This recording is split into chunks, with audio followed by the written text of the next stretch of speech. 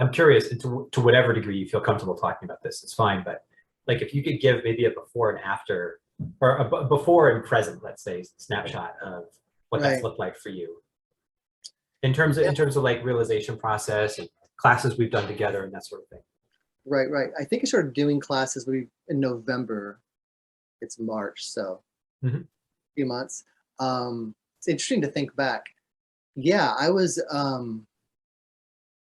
I felt this both like longing, this just sense of things needed to shift, right? Yeah. And it wouldn't go away. But then there was just all of this um just, I was so in my head that I didn't know what to do with that just feeling of like something different wants to happen here. And my mind would try to get a hold of that, and that wasn't working at all. So it's kind of in this frustrated despair, but with some great ideas. It's kind of frustrating because I could just, anyway, there was a split. I could feel this longing that wanted to happen, but I couldn't really get Yeah. into my experience. Can I ask you, how did you want your experience to be different in that moment? Like when you had that longing, if you could put it into words, like how, Yeah, I yeah, wanted to have access to it. Like there's just like a song being played that I could just hear a little, in the next room, or through me, that I couldn't, that I wanted to have unfold through me, right? This it felt almost like a song, like a tune, it felt really great. It's like a whisper yeah. So, um, yeah. So then first coming into your practices, just dropping into the body, um, the whole pattern began to shift, right? Just that, again, like I was saying, just all of a sudden experiencing my body's sense of things versus then just my intellectual overlay. I was closer to that feeling, right? So I felt like the more I was in my body, the more well, we work with kundalini too. We work with the chakras. So it's that energy flow. There was this energy that wanted to start to flow, right? Almost yes. like a plant, like a seed has that trembling, right? Mm-hmm. And you kind of need the right environment or the right signals. So yeah, yeah. So as soon as we landed into the body and started doing the work with the centers, that feeling all of a sudden, it was like you were a gardener, right? And you're like, that feeling then had soil, right, in my belly and my legs. It had roots where before that couldn't take off because I had a lot of trauma with my legs, breaks, and just all sorts of stuff. So really grounding is like the first step into my body, was literally a grounding for this soul seed too, right? It's like grounding on all these levels.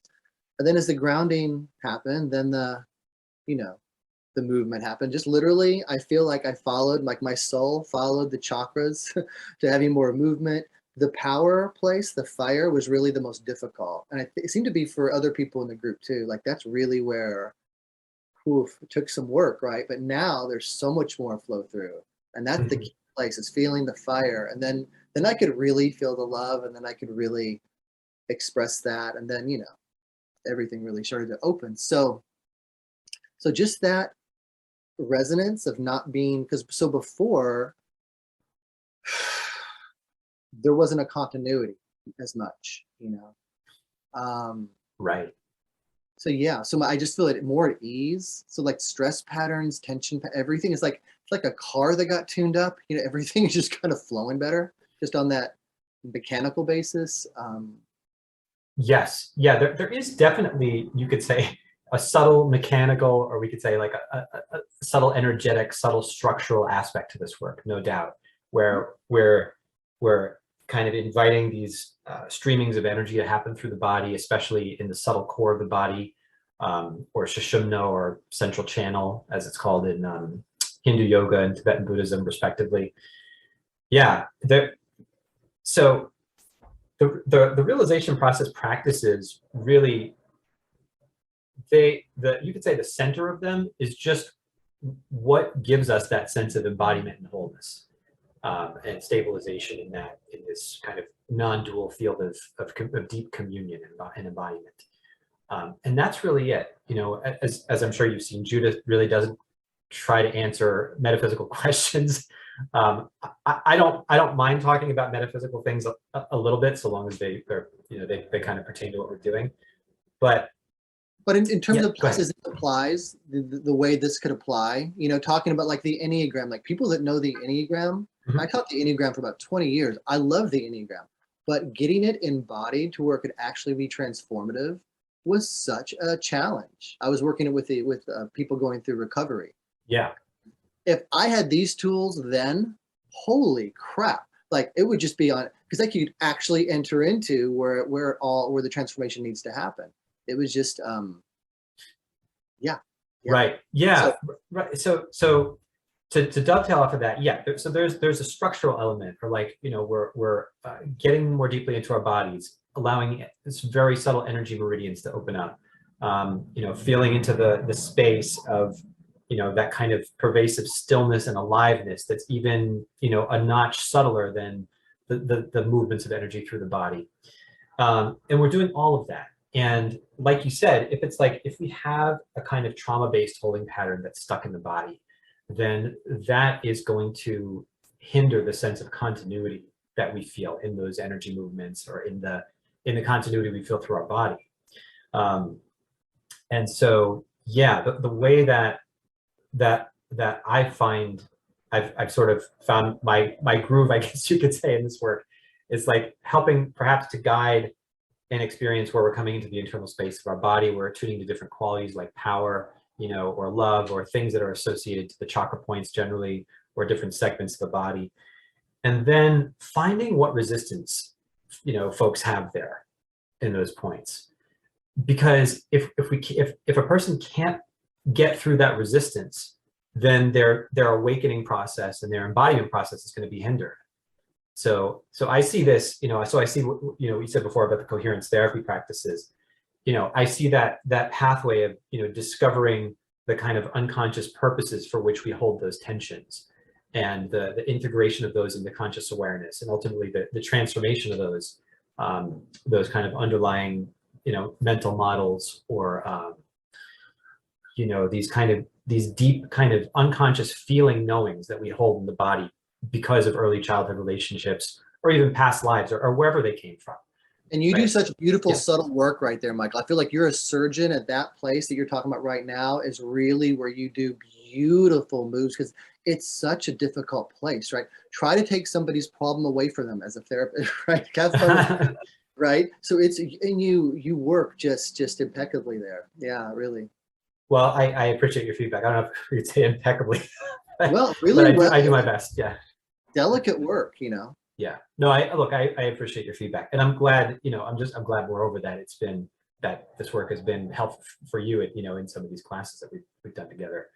And how beautiful yeah, to do that deep, subtle trauma work with the background of presence, right? Which, because in the past I experienced through, Eckhart Tolle and Gangaji and Adyashanti, right? The presence, right? It's right there. But actually having it be a background field for trauma release, and weaving that, bringing those two together. I mean, it's just the fusions that are happening are just huge. Things that didn't connect before, like presence and trauma, yes. right? Yeah. Right. That is really the biggest yes and the biggest no, like we talked about, right? The big is, and so it's bringing together these things through our core, in a beautiful fusion that just feels organic. And it came from Judah's experience of having like a breakthrough, experience. So I think when something organically comes through somebody's experience, it's different than somebody that kind of developed something. It came, like she says, it was a gift to her, right? Right. So it's a gift to it's a gift from the universe. It's a gift about, this is the underlying order, the underlying energetic, in her awakening is everybody, and everybody's awakening, everybody's, but there's something so organic and not like some practice you're just adopting from India, but something that your nervous system's already aligned with. Yeah, absolutely. And may the universe bless Judith Blackstone, thoroughly and deeply, for the fact that that she came upon this. And it was through, it was through tragedy, because she really injured her back, and really badly. And then when she had this operation to fuse her back, to fuse her spine, it was fused off center. And so the only solution, I don't know, only solution, but the solution that she came upon to that problem was to find a level of herself that was subtler than the injury. At first, she used it as like a dance technique, to help dancers get more present through their bodies. But as something, as a field, a space, a ground that was subtler than physical injuries and also emotional injuries. And so that's why this works with trauma work. We could say that this non-dual field has many qualities to it. It's not just awareness, it's not just stillness, it's not just silence. There's also love that emerges from there. And unified field. What was that? It's a unified field. The unified field, exactly. Yeah, and that love emerges out of that field, and it's palpable. We can palpably get in touch with that love. Same thing with that power and groundedness and stability. So it's so crazy beautiful to watch you working with people who are in the trauma place with the field and watching love emerge. Watch it just happen. It emerges out of nowhere, right? The right quality shows up for us, right? It's just beautiful to participate in and to experience and to watch. And yeah, but really, I'm glad we're talking about this, because it really is the art. Like when I watch other people work, or you work, or it really is the gift of this, right? Is really watching this unified field do its magic with this place that got disconnected from. It happens all by itself. It's kind of just we just set up the body and the field for that to happen, right? That's it. Yeah. And the thing is that the way that we organize ourselves in childhood, or perhaps we could, we talk about imprints from past lives or what have you, the way that those imprints affect our current relationships and hold us askew from a deeper level of connection, that kind of, being pulled back or contracted or held askew from some deeper level of communion with others, you could say it's the same held askewness, right? That holds us askew from deeper spiritual realization. It's really the same thing. The holding patterns that fragment us from other people and fragment us from ourselves also fragment us from, this, we could say, this field of the divine ground of being. Absolutely. Yeah. So like the work on these psychological holding patterns, or the constrictions in our mind-body system, mind-body energy system, they're really critical, I think, to work with, because No, keep going. I didn't mean to interrupt. Keep going. Yeah. No. For the fact that you said before, if you try to take somebody's problem away from them, then it doesn't usually go well. And my sense of that is because a lot of times something looks like it's a problem, and this is of course the coherence view from Bruce Ecker's and Laurel Hulley's work. It's actually a solution to some deeper problem, and we're not. If somebody's acting something out, they're not really experiencing the deeper emotional truth of what that is. I don't know if I'm articulating this well.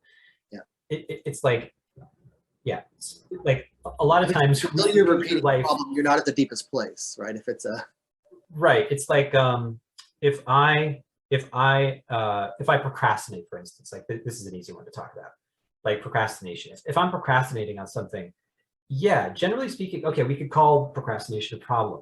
Yeah, it's a problem, but my view is that it's generally always a solution to some deeper problem, right? If I put myself out there, then I'll be harshly rejected, just like blah blah blah, right?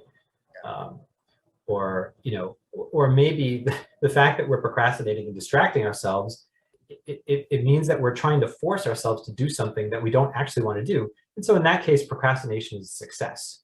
It's not actually a bad thing to do, because we actually don't want to be doing that thing, and we shouldn't have to force ourselves to do it. I don't know if that example is a good example. Yeah, no, completely. Like I have an example of that too, right? Like sure.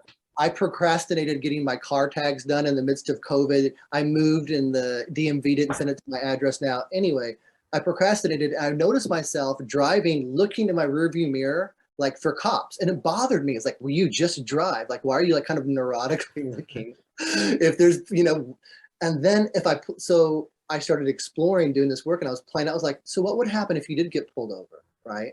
And I could instantly feel this trauma of like the level of helplessness of are there tickets from Texas from years ago? Like kind of, this fear of being traumatized was Oh under. yeah. Right, right.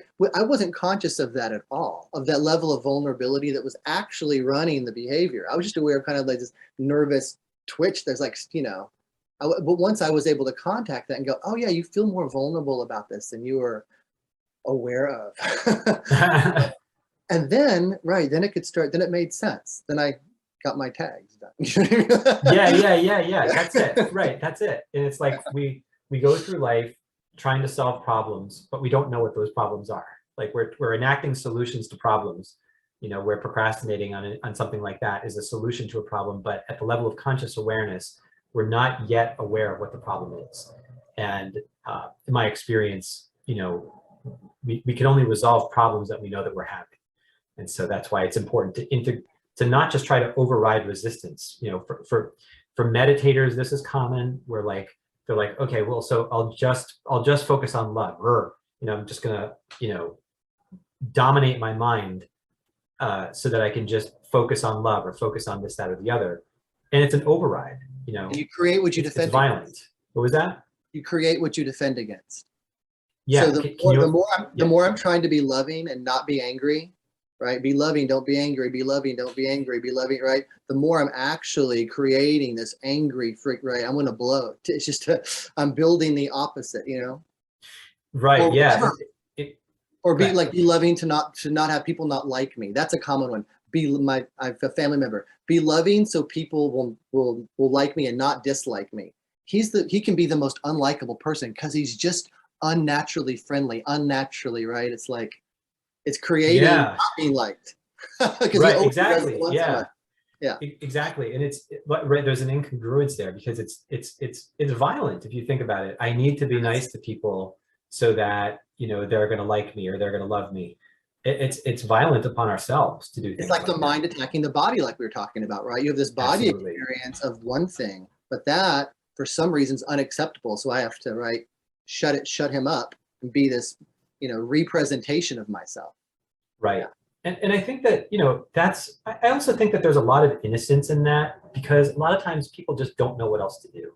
And like that for me too, right? For problems that I still struggle with.